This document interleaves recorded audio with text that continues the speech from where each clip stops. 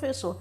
Capoeira, me fala. Isso é fantástico. Aqui em Petrópolis tem um ambiente de capoeira muito respeitado. Na sua...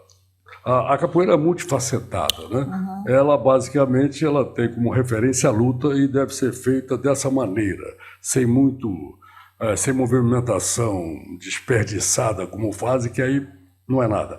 Mas tem uma parte rítmica cantada muito importante, que a Bahia faz muito bem. Então, aqui tem um dos melhores cantores de capoeira, o Boa Voz, é aqui de Petrópolis. E eu pratiquei, embora uma capoeira do Rio de Janeiro, que era chamada de capoeira utilitária, que não usava, era capoeira só luta, não usava ritmo. Depois eu tive a oportunidade de conhecer a outra capoeira e também tive bons mestres, bons professores, a maioria já se foi, como Arthur Emídio, por exemplo, um grande capoeirista, e até agora estou, de certa maneira, envolvido. E o melhor exemplo é o exemplo mais recente, nessa ida à Europa, nós acabamos em Marsella. Lá tem um capoeirista baiano que eu considero um dos melhores capoeiras de todos os tempos, né? E fazendo um belo trabalho, tanto assim que ele lamentou muito a data que eu poderia ir, porque ele só poderia ficar comigo 2 dias, porque estava indo para o Japão fazer uma oficina e voltava e em seguida ia para Moscou. Quer dizer, quando a capoeira já esteve proibida no Código Penal. Quem fazia capoeira era desordeiro, era preso, ia lá para Fernando Noronha. Agora a gente encontra um baiano fazendo workshop. Porque hoje... no Tóquio, em Moscou, e está criando lá um centro de memória de capoeira, mas formidável e quase que preocupante. Quase que preocupante, a exemplo de um outro centro, um memorial da capoeiragem que está sendo feito em Roterdã, na Holanda. Quase preocupante porque essa de Roterdã, uma das apresentações que eu fiz de livro, foi de um holandês, Jeroen Rochinol, porque ele canta muito bem, o apelido dele na capoeira é Rochinol. Esse livro, esse Rochinol, ele tem, como quase todos os pesquisadores lá de fora, uma vantagem sobre os pesquisadores aqui. Os pesquisadores aqui pesquisam você, mas não pesquisam ele porque não gostam dele, ou vice-versa. Esse pessoal vem de fora, pesquisa os dois, e tira suas conclusões. Então o trabalho é muito mais completo, né? Muito mais ecumênico. Então esse rapaz lá da Holanda, ele tem um acervo que é superior a qualquer acervo particular ou público, como a Biblioteca Amadeu Amaral, lá no Palácio do Catete. Ela tem um material muito completo de capoeira. Mas esse rapaz tem tudo que tem na Amadeu Amaral, mais esse, aquele, mais aquele. Então a capoeiragem lá fora está indo melhor em muitos aspectos, até mesmo de jogo, do que a capoeira daqui. E em matéria de pesquisa, disparado, os melhores trabalhos estão vindo lá de fora. A capoeira foi institucionalizada no governo, se não me engano, do Getúlio Vargas, como o único esporte genuinamente brasileiro. E há quem diga que a capoeira é de origem africana. É mesmo de origem africana ou surgiu no Brasil? Que começou realmente como luta, era um ato de defesa lá dos escravos, enfim. Você sabe... É muito, muito bom. Olha, realmente a gente... Novamente eu vou falar de viagem, porque eu estive na África 2 vezes, e uma delas, falo muito da influência. Bom, para responder mais objetivamente, logo de saída, evidentemente nós estamos falando de um fenômeno afro-brasileiro. Afro-brasileiro. A capoeira, sem dúvida nenhuma, tem os seus pés, tem suas raízes na África. E muitos que defendem isso, defendiam que viria da costa ocidental, com a dança da zebra, algumas coisas, e que é da onde vieram mais navios negreiros, né? Mas, na realidade, eu, ao visitar lá no Oceano Índico, a ilha de Reunião, eu já sabia que havia isso e verifiquei e confirmei lá. Existe o morengue, existem várias formas muito assemelhadas à capoeira, entende? E que, sem dúvida nenhuma, e sobre isso eu estou escrevendo, seria ali mais depressa, mais até do que a dança da zebra, a origem da capoeira, e não só da capoeira, porque essa ilha de Reunião, ela pertenceu a Portugal durante muito tempo. E da ilha saíam navios que vinham para o Brasil. Lá no Jardim Botânico do Rio de Janeiro tem algumas árvores de sementes que foram trazidas nesses barcos. Que, evidentemente, lá o remador, se não o comandante, o remador pelo menos devia ser um capoeirista, um morenguista. Essa ilha, depois de certo tempo, como possessão portuguesa, ela passou para a França. Então, a minha tese, que eu tenho perseguido e tenho estudado e tenho robustecido, é que o morengue, lá da ilha de Reunião, é o avôzinho da capoeira e do savate, do francês. E lá em Marseille, é uma área de porto famosa, né? É onde vinha muitos navios também lá da ilha de Reunião, né? E que tem uma forma, tem o chanson também, que é uma variação do savate e que eram jogados para os marinheiros. Então isso é muito enriquecedor. Então, resumindo, a capoeira brasileira, sem dúvida nenhuma, ela é afro-brasileira. Tira o componente, tira a negritude, não é mais capoeira. Alguns tentam fazer isso, né?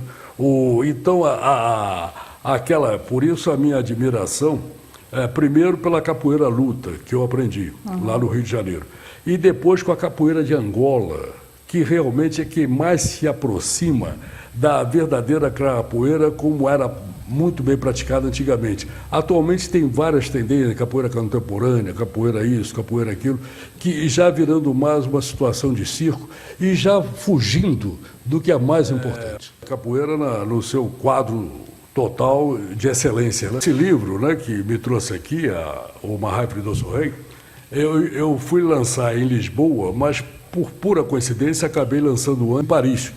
E lá no Salão de Livre, em Paris, um dos palestrantes, ele disse o seguinte, que o maior consumo da literatura brasileira era sobre cultura popular brasileira, entende? E sobre lutas.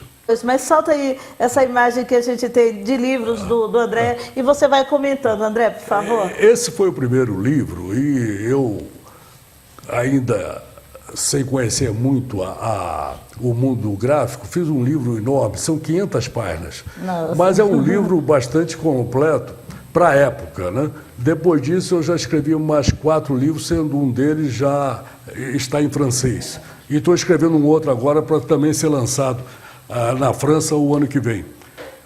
Esse aí, agora a gente sai, é uma coisa muito curiosa. Esse aí é o comedor de Gia, era uma escrava que foi acusada de matar o proprietário dela, o que era um certo costume lá.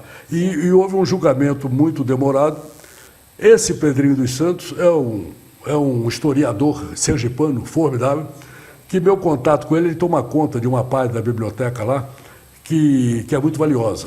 Então, meu primeiro contato com ele não foi muito bom, porque ele parecia quase antipático. Mas não, ele é um zelador da cultura. E hoje você se tornou um apreciador dele, pelo que eu vi na conversa antes. Mas não tem dúvida. Ele é da terra da Arli. Da Arli, né? E a ponto dele pedir... Nordestina como eu, né? Nordestina. Bahia, Sergipe, o Nordeste todo é formidável. Maravilhoso, mas me conta. Na anterior, ele me pediu para fazer a apresentação do livro dele, o que foi feito. E a novidade, que agora, que nós tivemos em Aracaju há 2 semanas atrás, é que esse livro vai ser passado para Braille. Linguagem Braille. Então, você tem ele aqui, não tem? Eu tenho. Está ele aqui, né? Pois é, a gente viu ontem e... Esse aí inspirado na literatura de cordel, porque a literatura de cordel, principalmente da Paraíba, influenciou muito o canto da capoeira.